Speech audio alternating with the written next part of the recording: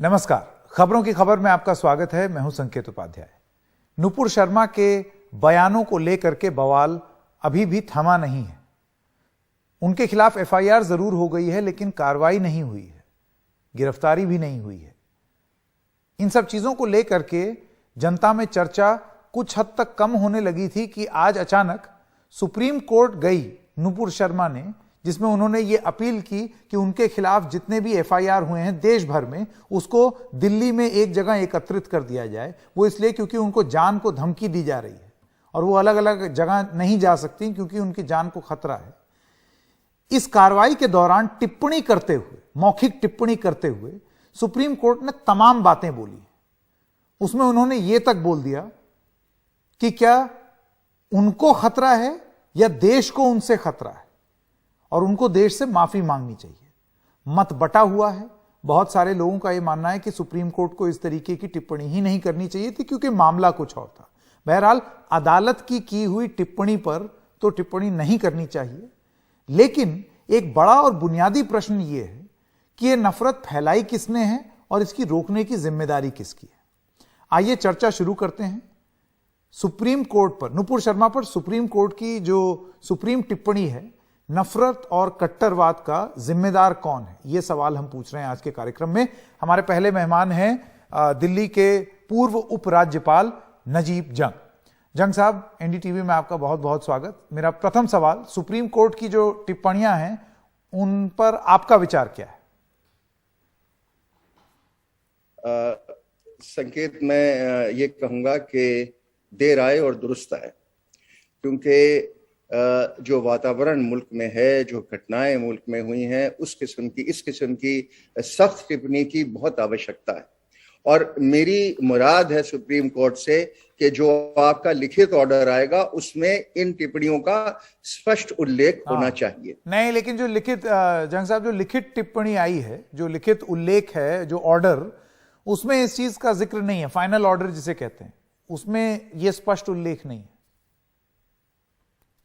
तो फिर एक कमी रह गई, क्योंकि मुझे ये उम्मीद नहीं है। जो आप इतनी दिलेरी दिखा रहे थे एक बार ये बातें करके कोर्ट में, तो फिर वही बात आपको लिख के भी करनी चाहिए ताकि उसका एक रिकॉर्ड रहे और आम जनता के बीच में, क्योंकि ये एआईआर की रिकॉर्डिंग्स होती हैं जो साल दर साल सुप्रीम कोर्ट की लाइब्रेरीज में रहती हैं और जिनको कोट किया जाता है केसेस में। तो मेरी तो उम्मीद ये होती कि ये लिखित में आती ताकि सब वकील लोग पढ़ते और इसका उल्लेख करते बार बार अपने बयानात में। जंग साहब, आपको नहीं लगता कि जब इस तरह की बात कही जाएगी, नुपुर शर्मा को जिम्मेदार ठहराया जाएगा और कहा जाएगा कि उदयपुर की घटना होती ही नहीं अगर ये बयान ना होता या बयान ना फैलाया जाता, ऐसा माहौल, मतलब आपको नहीं लगता एक ऐसा माहौल बन रहा है जिसमें उदयपुर की घटना को जस्टिफाई करने की कोशिश की जा रही है, या कुछ लोग इसको जस्टिफाई करने की कोशिश करेंगे या उसके तर्क निकालेंगे, पीछे के तर्क निकालेंगे? इसका मतलब ये तो नहीं है कि आपको कहीं ऐसी बात सुनी तो आप किसी का गला रेत दें? देखिए संकेत, नंबर एक, नुपुर तो एक बहुत लंबी चेन की केवल एक छोटी सी कड़ी है। ये तो बहुत दिन से ऐसी घटनाएं हो रही हैं जो बहुत शर्मनाक हैं। मैं बार बार कहता हूं कि जिस हिंदुस्तान में मैं पैदा हुआ, जिस हिंदुस्तान में मैंने पढ़ाई लिखाई की और जिस हिंदुस्तान में मैंने सरकार के लिए 44-45 साल काम किया, ये वो हिंदुस्तान हम नहीं बना रहे। इससे दिल टूटने वाली की स्थिति है। अब जहां तक उदयपुर की बात है, तो इससे ज्यादा घिनौनी हरकत हो नहीं सकती। और ये मैं इस्लाम के बारे में तो विशेषकर कहूंगा, क्योंकि दुनिया में इस्लाम की बहुत एक बदनामी हो रही है आजकल के, आईसिस है और तालिबान है वगैरह, और लोग बार बार उसको डिफेंड भी करते हैं कि साहब इस्लाम ये नहीं सिखाता, कोई भी धर्म ये नहीं सिखाता।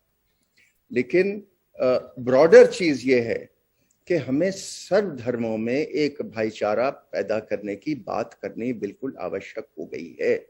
चाहे वो मदरसा हो, चाहे वो आश्रम हो, चाहे वो पब्लिक स्कूल हो, हमारे बच्चों को सही तालीम देना बहुत आवश्यक हो गया है, क्योंकि ये घृणा की राजनीति से, घृणा की लाइफ से हम हिंदुस्तान की अखंडता को बरकरार नहीं रख पाएंगे। जी जंग साहब, आपको लगता है कि एक तरीके का कट्टरवाद फैल रहा है? जरूरी हमेशा नहीं है कि वो एक सरकार के जो लोग हैं या भारतीय जनता पार्टी के जो स्पोक्स पर्सन हैं उन्हीं पर आरोप जाए। इसके अलावा और जगह भी वो फैलाया जा रहा है। मसलन हमने आरिफ मोहम्मद खान साहब से बात की और उनसे ये सवाल पूछा और उन्होंने ये बताया उदयपुर की घटना को लेकर के। उन्होंने कहा कि असली बीमारी गलत शिक्षा है जो कि मदरसों में दी जाती है। मैं आरिफ साहब देखिए बहुत विद्वान आदमी है, मैं बहुत उनकी इज्जत करता हूँ, बहुत सालों से उनको जानता हूँ। लेकिन अगर इन्होंने ये स्टेटमेंट दिया है तो मैं इससे इत्तेफाक नहीं रखता। अच्छा। मदरसे, हिंदुस्तान के मदरसों का एक बड़ा इंटरेस्टिंग इतिहास है और मैं आपके दर्शकों से भी अनुरोध करूंगा कि हिंदुस्तान का जो फ्रीडम मूवमेंट था, नेशनल मूवमेंट था, इन मदरसों का बहुत अहम रोल था। इन मदरसों ने नेशनलिज्म में बहुत आगे बढ़ के, फ्रीडम मूवमेंट में बहुत आगे बढ़ चढ़ के हिस्सा लिया था और ये पाकिस्तान के हक में कभी भी नहीं थे। तो हमारे जो मदरसे हैं वो एक डिफरेंट किस्म के मदरसे हैं। मैं मानता हूं कि इनमें दीनी तालीम दी जाती है और शायद ज्यादा दी जाती है जितनी जरूरत नहीं, लेकिन पिछले 10-15 साल में इन मदरसों में एक चेंज आया है जहां फिजिक्स, मैथमेटिक्स, इंग्लिश भी पढ़ाई जा रही है। और ये जो देहात का मुसलमान है ये धीरे धीरे समझ रहा है कि कोई फायदा नहीं है कि सिर्फ दीनी तालीम में ही लगे रहो, एक ब्रॉडर एजुकेशन की जरूरत है। प्राइम मिनिस्टर ने कहीं एक बार कहा था कि मुझे उम्मीद है कि एक हाथ में तो आपकी दीनी किताब होनी चाहिए और दूसरे हाथ में कंप्यूटर, और यही चीज आज मदरसों में फॉलो भी होती है। जहां तक आरिफ साहब का सवाल है, क्योंकि ये कहीं कई बार ट्वीट हुआ जो आपने अभी कहा था, तो किसी ने मुझे अभी एक व्हाट्सएप भेजा है और मैं वो व्हाट्सएप आपको पढ़ के बताता हूँ। मुझे 1 सेकंड दीजिएगा, मैं खोल रहा हूँ। हाँ बिल्कुल। ये बड़ा इंटरेस्टिंग व्हाट्सएप है, इसको आरिफ साहब जरा चेक करें। ये कहते हैं कि there is a madrasa in a place called Barwara in Uttar Pradesh and he is involve in the madrasa. तो अब अगर मदरसे में आरिफ साहब कोई दिलचस्पी लेते हैं, वहां की पढ़ाई में दिलचस्पी लेते हैं, तो फिर तो एक विरोधाभास पैदा होता है कि एक तरफ वो मदरसा है, एक तरफ अच्छा मदरसा है, एक तरफ खराब मदरसा है। वो किताब कौन सी आई थी कि I am a good Muslim, I am a bad Muslim, तो ये तो कोई बात नहीं हुई। हिंदुस्तान के मदरसे जो हैं वो पाकिस्तानी मदरसे नहीं है। पाकिस्तानी मदरसे जितना आप क्रिटिसाइज करें वो कम है। क्योंकि इसलिए मैं हमेशा कभी मदरसों को डिफेंड नहीं करता और मैं हमेशा बात कहता हूं कि इनको मॉडर्न एजुकेशन देनी जरूरी है। हिंदुस्तान का मुसलमान निहायत अंडर प्रिविलेज्ड है, उसको इल्म की जरूरत है, उसको अच्छे एजुकेशन की जरूरत है, उसको मॉडर्न एजुकेशन की जरूरत है। आपको और मैं, हमें जो एडवांटेजेस मिले हैं ये अच्छे स्कूलों में जाके, देहात में जो आदमी रहता है, चाहे वो दलित हो, चाहे वो आदिवासी हो, चाहे वो मुसलमान हो, उसको ये प्रिविलेज नहीं मिले। He is being denied the dream of 75 that we took 75 years ago. The tryst with destiny that we speak of. The poor of India had been denied that tryst. तो मेरी तो अपेक्षा ये है मदरसों से भी, स्कूलों से भी, कि हम अपनी एजुकेशन को एक नया मेयार दें, एक नया डायरेक्शन दें जो सेक्युलर हो, जो डेमोक्रेटिक हो। अब ये तो जंग साहब आपने नई बात बताई, हालांकि आप व्हाट्सएप फॉरवर्ड बता रहे हैं, लेकिन हम ये आरिफ मोहम्मद खान साहब से पूछेंगे कि बरवारा नाम की जगह पर आपके बारे में ये कहा जा रहा है कि आप खुद मदरसा में इन्वॉल्व हैं, तो फिर आप किस बिना पर मदरसों की आलोचना कर रहे हैं? तो उनसे ये सवाल पूछा जाएगा। बहरहाल मेरा आखिरी सवाल आपसे जंग साहब, ये जो नफरत की आग फैली हुई है, मेरा सवाल आपसे ये है कि आपके हिसाब से इसे बुझाने की जिम्मेदारी किसकी है? हम सबकी है सके। मेरा मानना यह है कि आप भी उतने ही जिम्मेदार हैं जितना मैं जिम्मेदार हूं, क्योंकि आप और हम ड्राइंग रूम में बैठ के बात करते हैं सेकुलरिज्म की, लेकिन बाहर कुछ नहीं होता।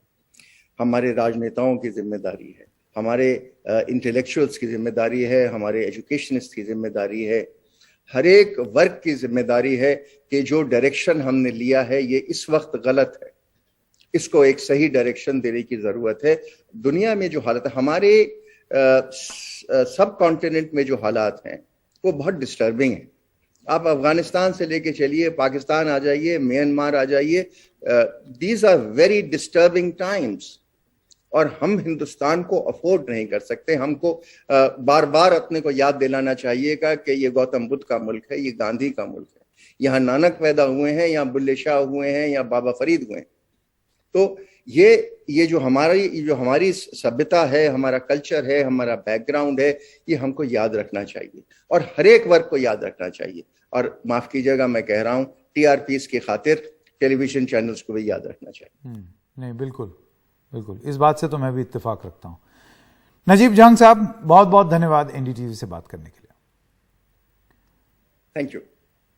आइए, कू ऐप पर कुछ कमेंट्स हैं, उनको भी ले लेते हैं। संजय का लिखना है कि डांट दिया, फटकार लगा दी, देश में बवाल मचा, लेकिन नुपुर शर्मा की गिरफ्तारी का आदेश नहीं दिया गया, ये कैसा नाटक हो रहा है। ये एक बयान है जो कू ऐप पर एक सज्जन ने दिया है।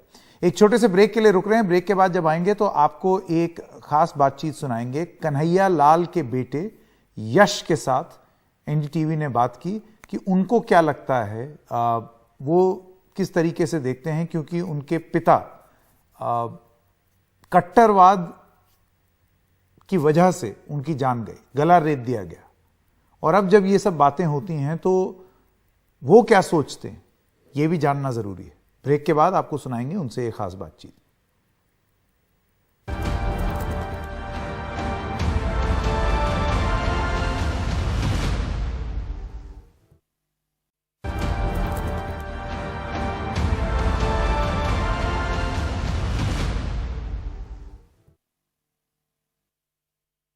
यश, आपका बहुत बहुत स्वागत। बहुत दुख का समय है ये आपके परिवार के लिए और हमारी संवेदनाएं आपके साथ। सबसे पहला सवाल मैं ये पूछना चाहता हूं कि आपकी सरकार से मुख्य रूप से मांग क्या रहेगी? What will be your demand of the government? Sir, हमारी इस गवर्नमेंट से बस यही डिमांड है कि उन लोगों को जल्दी से जल्दी फांसी दी जाए। जी यश, आपको लगता है कि उनके लिए सर फांसी के अलावा कोई सजा नहीं होनी चाहिए, बस यही हमारी डिमांड है अभी तो। Sure. Yash, do you think that there is a rise in intolerance and extremism which claimed your father's life? कट्टरवाद की वजह से आपके पिता की जान गई। सर, इस केस के बारे में मैं क्या बोल सकता हूँ, बट सर आप सभी देख ही रहे हैं कि इतना कुछ होने के बाद सर मतलब लग ही रहा है ना कि ये सब बढ़ा ही है। यश, उनकी मौत से पहले आपके पिताजी ने, ऐसा बताया जाता है कि एक चिट्ठी भी लिखी थी to the police where he claimed that he is being threatened, कि उनको धमकी दी जा रही है। You think that had there been any action, अगर उस समय कोई कार्रवाई हो गई होती तो आज शायद वो जीवित होते? हाँ सर, उस समय मतलब प्रशासन की तरफ से ढील रखी गई थी और प्रशासन ने सपोर्ट नहीं किया था। अगर उस समय प्रशासन की तरफ से सपोर्ट किया गया होता तो मेरे फादर बच सकते थे। ऐसा तो आप ये चीज मानते हैं कि प्रशासन की तरफ से ढील थी, और अगर ये नहीं होती तो आज वो जीवित होते, और पुलिस ने अगर उस समय जवाब दिया होता या उस समय कठोर कार्रवाई की होती तो ये ना होता? हाँ सर, अगर उस समय कुछ हुआ होता तो मतलब थोड़े तो चांसेस थे ना कि मेरे फादर आज जिंदा होते। ऐसा यश, जो कातिल हैं आपके फादर के, उनके लिए आप क्या कहना चाहेंगे? सर, वो लोग मतलब इस तरह के मतलब क्रूअल लोग हैं ना कि मतलब उनको जीने का हक तो है नहीं सर। तो सर उनको जल्दी से जल्दी फांसी लगा देनी चाहिए, उनको नहीं रखना चाहिए। उनको मतलब हमारे ही टैक्स की फ्री का खाना नहीं खिलाना चाहिए सर। यश, एक सवाल मैं आपसे ये पूछना चाहता हूं कि एक सोशल मीडिया पोस्ट था जो कि आपके पिताजी जो हैं उनको एट्रीब्यूटेड था कि उन्होंने ये लिखा, बाद में ऐसी बातें हुई कि ये 8 साल के एक बच्चे थे उनके, आपके भाई, उन्होंने वो लिख दिया, गेम खेलने के बहाने उन्होंने फ़ोन मांग करके ये चीज़ लिख दिया, उसमें नुपुर शर्मा को समर्थन किया था और उसकी वजह से ये सब हुआ है। मेरे ख्याल से पुलिस से बातचीत भी हुई और क्वेश्चनिंग भी हुई कन्हैया लाल जी की। इसके बारे में आपको क्या कहना है? सर वो क्या पोस्ट थी, वो देखो वो वैसे पापा ने मेरे को बताया भी नहीं था और वो पोस्ट देखी भी नहीं थी हमने, और वो कैसे मतलब पोस्ट का एक रिपोस्ट हुआ, वो किसने किया उसका भी कुछ ध्यान नहीं है एक्चुअली। अब परिवार का ध्यान कौन रखता है, कौन कौन लोग हैं परिवार में, अगर आप हमें बताना चाहें? सर अब देखो घर का मतलब अब घर में सबसे बड़ा मैं ही हूँ, बड़ा बेटा मैं ही हूँ, तो सर वो डेफिनेटली वो मुझे ही करना है। आपको सरकार से, मैंने आपसे पूछा कि क्या उम्मीद है, आपने बोला कि जल्द से जल्द कार्रवाई हो, लेकिन मैं आपसे ये पूछना चाहता हूं कि कुछ बीच में बात चली थी कि एक सरकारी नौकरी की, आपको लगता है कि उससे कुछ राहत मिल सकती है आपको, अगर सरकारी नौकरी आपको मिले? सर देखो अगर ऐसा कुछ मिलता है तो सर मतलब ये है कि हमारे जो आगे आने वाला जो भविष्य है वो उससे सिक्योर हो जाएगा, मतलब ऐसा लगता है। बट ये है कि मेरे फादर की कमी कभी उससे भी पूरी नहीं होगी। मेरा आखिरी सवाल आपसे, आज सुप्रीम कोर्ट में भी, अदालत में भी ये मामला, उदयपुर का नहीं लेकिन नुपुर शर्मा से जुड़ा हुआ मामला आया और अदालत ने भी कुछ तल्ख टिप्पणी, some sharp criticism in its observations have been made. मैं आपसे ये जानना चाहता हूं, do you think that there is a strong need for governments to step in? आपको लगता है सरकारों को अब कदम आगे रखना पड़ेगा, चाहे वो केंद्र की हो, राज्य की हो, कि एक ऐसा माहौल बने जिसमें शांति का पैगाम हो, और उसकी एक अब सख्त जरूरत हो गई है नफरत को खत्म करने के लिए, इससे पहले कि नफरत सबको लील ले? हाँ सर वो तो है ही है, पर तो सर जब तक उनको फांसी नहीं होती, जब तक सर ये मतलब ऐसा माहौल नहीं लग रहा है कि कुछ ठंडा हो पाएगा, क्योंकि सर पूरा, सिर्फ हम ही नहीं, पूरा देश यही चाहता है कि उन लोगों को जल्द से जल्द सजा मिले, उनको फांसी दे दी जाए।